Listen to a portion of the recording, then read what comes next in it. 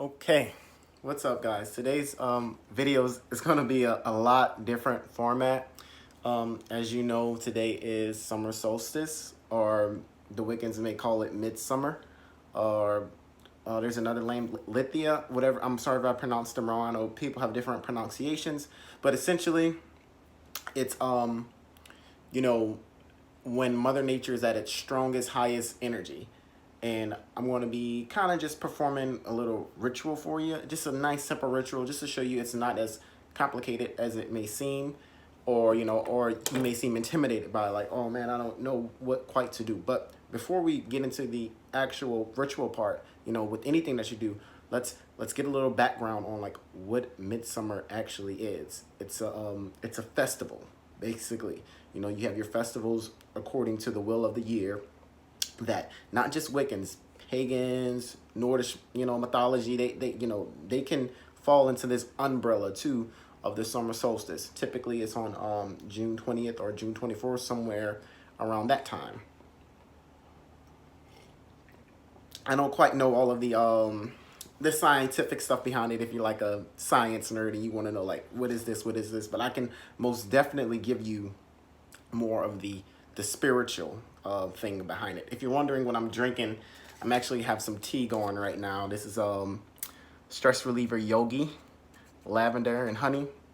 Really chill, really cool stuff. So essentially you have Midsummer, right? And you have right before Midsummer Beltane, which is more like the May area, which is more of like, hey, it's the springtime coming, you're planting seeds and everything, for your harvest in the summer or midsummer, whatever you want to say it.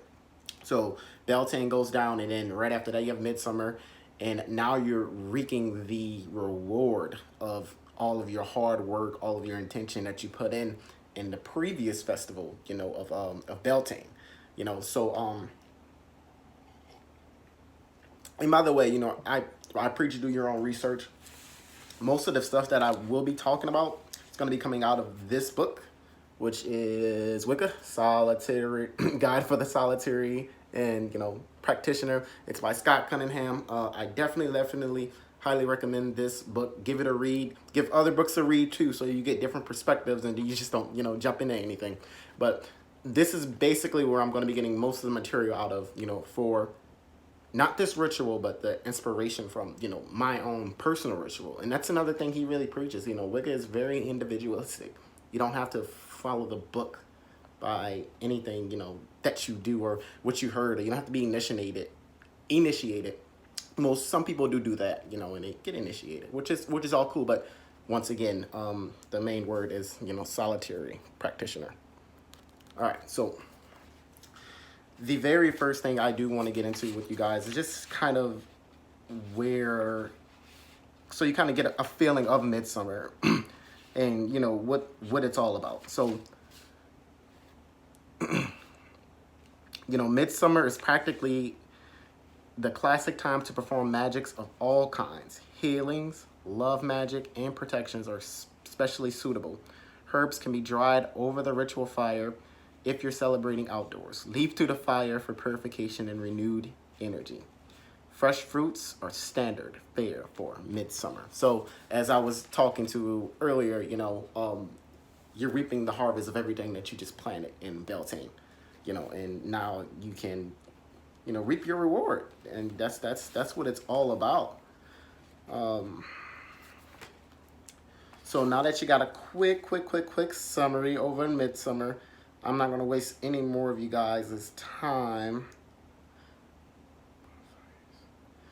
And I just want to get a little bit more. So in the past, bonfires were lit, as I was saying, to encourage fertility, purification, health, and love.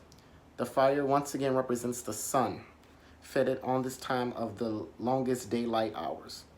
And once again, Midsummer is a classic magic time. It's a classic time for magic of all kinds. So this is the time where, the earth, Mother Nature, everything it's very strong, and I'm pretty sure you feel the energies. You have the god and the goddess, and they're coming together now. And well, they came together technically in Beltane, but now they're reaping all the rewards from all of the hard work and you can see it when you look outside. So guys, I'm going to just hop right on into this, okay? So I'm going to move you for a little bit. Okay. Make sure we got everything set up perfectly. All right, awesome. So as you can see right now, I have what you would call, and here's the thing, you know, it doesn't need to be fancy. This is my cauldron. And what people do, or what I do personally, is I have a representation for the god and the goddess. In this sense, the god is the flower petals that are protecting the goddess fertile buds that I've already pre-put on, but I will do this for you so you can see. And I feel, you know, representation and visualization, especially when you're doing spell work and rituals, are very, very important. And, you know, you can put your own spin on it. It doesn't have to be this old witch cauldron and creepy, spooky Halloween. You know, you put your own spin on things. And by the way, these are actually fertile buds that I saved from Beltane, that I actually, you know, saw, you know, the buds coming off of the flowers, and I picked them off and I saved them. And now I'll have the perfect use for them in this ritual.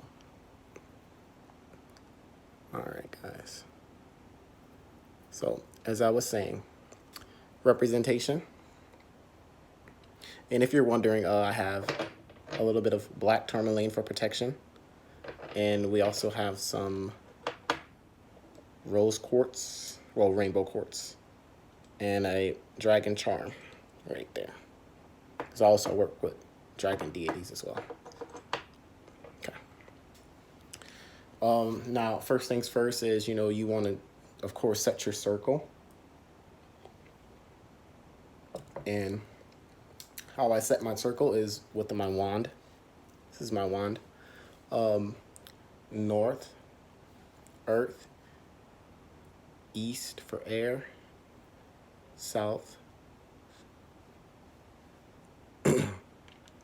for fire, and west for water. And I like to go clockwise. Now the circle's set, and you can light your candle. If you have a candle or any type of heat, there we go. Okay. And this is a fireproof container, by the way, so just keep that in mind. So at this point of the ritual, I have my visualizations, and I'm just visualizing in my mind as the fire burns, you know, everything that I sowed in Mayish time for Beltane, and now I'm starting to reap the harvest of them. And I have my flower petals, which are the god, protecting my fertile buds, which are inside of the quote-unquote cauldron.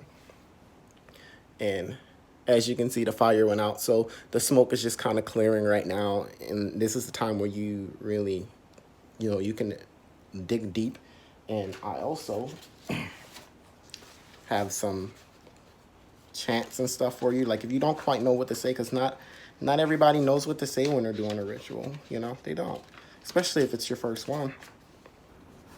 So now that you guys got the gist of it, and, you know, you let that smoke clear, by the way, you know, for a little bit, because it it soothes the energy out, almost in like an incense for the most part. So that's clearing out right there. You got your visualization and all that good stuff, and now you can say some words of power.